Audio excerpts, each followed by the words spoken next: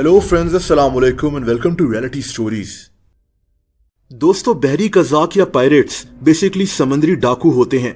ये लोग समंदर के बीचों बीच अचानक किसी बहरी जहाज पर अटैक कर देते हैं और उस बहरी जहाज को लूट लेते हैं। आज भी सोमालिया के समुद्री इलाकों में पायरेट्स मौजूद हैं। अब तो बहरी जहाजों में सिक्योरिटी वगैरह बहुत सख्त हो गई है, लेकिन आज से 300 साल पहले समंदर में पायरेट्स का होना नॉर्मल सी बात थी और तभी एक पायरेट की दहशत पूरी दुनिया में फैल गई थी। इसको ब्लैक बियर्ड कहते हैं।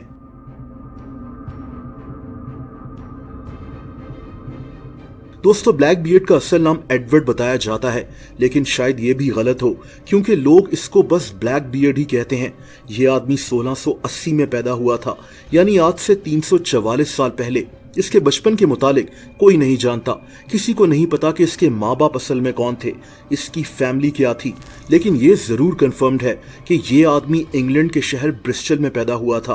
ब्रिस्टल एक बहुत अहम इंटरनेशनल सी पोर्ट भी था। उन दिनों हवाई जहाज तो होते नहीं थे, इसीलिए बहरी जहाज ही सफर करने का सबसे अहम जरिया था। दोस्तों, ब्लैक बियर्ड लिखना पढ़ना जानता था। ये भी कहा जाता है कि ये एक अमीर फैमिली में पैदा हुआ था, लेकिन इसको हमेशा से बहरी जहाज पर सफर करने का बहुत शौक था। 1699 में जब ये 19 साल का था तो ये एक बहरी जहाज पर सवार होकर कैरेबियन पहुंच गया, जिसको हम वेस्ट इंडीज भी कहते हैं। उन दिनों बहरी जहाज के जरिए तिजारत भी की जाती थी और गुलामों को भी एक मुल्क से दूसरे मुल्क काम करने के लिए ले जाया जाता था। दोस्तों, ब्लैक बियर्ड को यह सफर इतना पसंद आ गया कि ये खुद भी बहरी जहाजों पर काम करना शुरू हो गया। ये एक सेलर बन गया था। ये वो दौर था जब दुनिया में एक जंग चल रही थी जिसे war of the Spanish succession कहते हैं।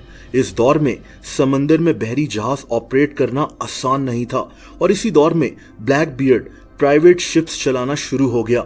ये वो बहरी जहाज होते थे जिनमें जंगी सामान होता था, गोला बारूद होता था। इनको हुकूमत की तरफ से परमिशन होती थी कि ये प्राइवेट बहरी जहाज दुश्मन के बहरी जहाज से लड़ें और ब्लैक बियर्ड ऐसे ही बहरी जहाज ऑपरेट करना शुरू हो गया। 17th और 18th सेंचुरी में वेस्ट इंडीज का जो सारा इलाका है, यहाँ समंदर से ट्रेड बहुत ज्यादा हो रही थी और तभी इस इलाके में पायरेट्स की तादाद भी बढ़ना शुरू हो गई। इन्हीं पायरेट्स में एक आदमी हेनरी जेनिंग्स भी था।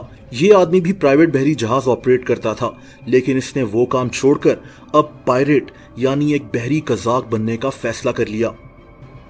दोस्तों, कैरेबियन में एक मुल्क है बहामास। ये कई जजीरों पर बना हुआ एक इंतहाई खूबसूरत जगह है। इस मुल्क में एक जजीरा है जिसका नाम न्यू प्रोविडेंस है। आज बहामास के 70% लोग यहीं रहते हैं, लेकिन उस दौर में ये जजीरा बिल्कुल वीरान था। ये जो आदमी था हेनरी जेनिंग्स, इसने इसी जजीरे पर अपनी एक बेस बना ली और सोचा कि यहीं से ये बहरी जहाजों पर हमला कर उनको लूटा करेगा। इसके बाद से इस जजीरे पर बहुत से बहरी कज़ाक आकर रहना शुरू हो गए। ब्लैक बियर्ड उस वक्त जमैका में रहता था और ये भी इसी जजीरे पर पहुंच गया। दोस्तों, इसी जजीरे पर एक और पायरेट होता था जिसका नाम कैप्टन बेंजामिन हॉर्नेगोल्ड था। 1716 में एक दिन इन पायरेट्स ने एक बहरी जहाज पर हमला कर उसको लूट लिया। इस बहरी जहाज में अनाज वगैरह मौजूद था। इसके बाद तो इन लोगों ने समंदर में ही लूट मचा दी। इन लोगों ने कई बहरी जहाजों को लूट लिया था। ब्लैक बियर्ड के नीचे 70 लोग काम कर रहे थे। इनके पास 3 बहरी जहाज मौजूद थे जो इन्होंने लूटे थे। दोस्तों, कुछ अरसे के बाद कैप्टन बेंजामिन हॉर्नेगोल्ड ने यह काम छोड़ दिया और अब ब्लैक बियर्ड इस गैंग का सरबराह बन गया और अब इसने समंदर में जो दहशत फैलाना शुरू की वो आज तक लोग याद रखते हैं।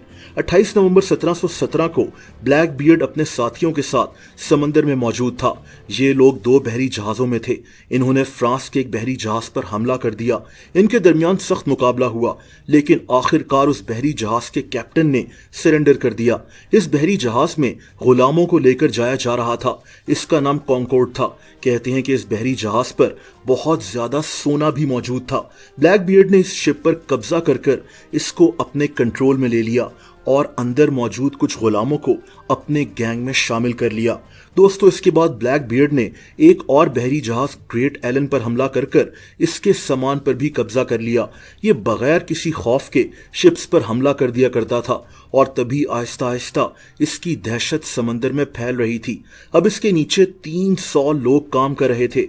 यानी इसके पास पायरेट्स की पूरी फौज बन चुकी थी। कहते हैं कि ब्लैक बियर्ड के पास सोना, चांदी, महंगे जेवरात का खजाना जमा हो चुका था।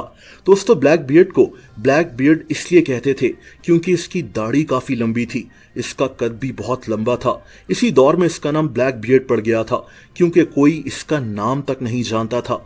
ये भी कहते हैं कि ब्लैक बियर्ड की आंखें ऐसी थीं कि इसको देखकर ही इंसान को खौफ आ जाता था। बहरहाल वक्त गुजरने के साथ साथ ब्लैक बियर्ड बहरी जहाजों पर हमला करता रहा, उनको लूटता रहा और इसके गैंग में लोगों का इजाफा होता गया। इसके पास इतनी गन्स वगैरह जमा हो गई थी कि लगता था जैसे ये जंग लड़ने की तैयारी कर रहा हो। 1718 तक ब्लैक बियर्ड की गैंग में 400 लोग जमा हो गए थे। ये आदमी बहुत सख्त था और तभी इसके गैंग मेंबर्स इससे बहुत डरते थे। दोस्तों, उस दौर में एक जगह होती थी, प्रोविंस ऑफ साउथ कैरोलिना। इस पर बर्तानिया की हुकूमत थी। ब्लैक बियर्ड अपने बहरी जहाज़ों और लोगों के साथ इस तरफ निकल पड़ा। ये रास्ते में कई बहरी जहाज़ों को लूट रहा था।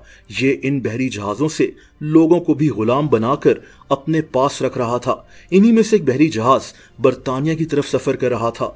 इसमें कुछ सियासतदान भी मौजूद थे। ब्लैक बियर्ड ने इन्हीं सियासतदानों को कहा कि साउथ कैरोलिना की हुकूमत से कहो कि हमारे लोगों को इलाज की ज़रूरत है, वो ज़ख्मी हैं, इनको दवाइयाँ वगैरह चाहिए। ब्लैक बियर्ड ने धमकी दी कि अगर इसको दवाइयाँ ना मिली तो जो लोग इसने गुलाम बनाए थे उनका सर काटकर साउथ कैरोलिना के गवर्नर को भिजवा दिया जाएगा और इनके बहरी जहाज़ों को आग लगा दी जाएगी। दोस्तों, साउथ कैरोलिना की हुकूमत इसकी डिमांड्स मान गई, लेकिन असल में ब्लैक बियर्ड ये काम अब छोड़ना चाह रहा था। इसने ये भी सुना था कि इंग्लैंड से बाकायदा एक फौज आ रही है पायरेट्स के खिलाफ लड़ने के लिए। पायरेट्स को यह भी कहा जा रहा था कि इनको माफ कर दिया जाएगा अगर इन्होंने 5 सितंबर 1718 से पहले ये काम छोड़ने का वादा कर लिया, और ब्लैक बियर्ड ने भी यही किया। बहुत कम अरसे में जो दहशत इसने समंदर में फैलाई हुई थी वो अब खत्म होने जा रही थी। दोस्तों, ब्लैक बियर्ड ने यह काम छोड़कर एक जगह ओरेकॉक आइलैंड में रहना शुरू कर दिया। इसने शादी भी कर ली थी, लेकिन ये कहानी अभी खत्म नहीं हुई। कुछ महीनों के बाद ही इसने फिर से यही काम शुरू कर दिया।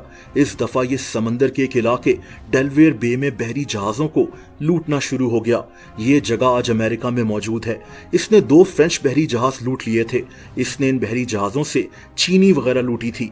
इसने वहां की लोकल हुकूमत को अच्छी खासी रिश्वत भी दे दी चीनी की शक्ल में, और तभी अदालत ने भी इसको माफ कर दिया। बल्कि ये कहा गया कि इसने इन बहरी जहाजों को समंदरी तूफान से बचाया है।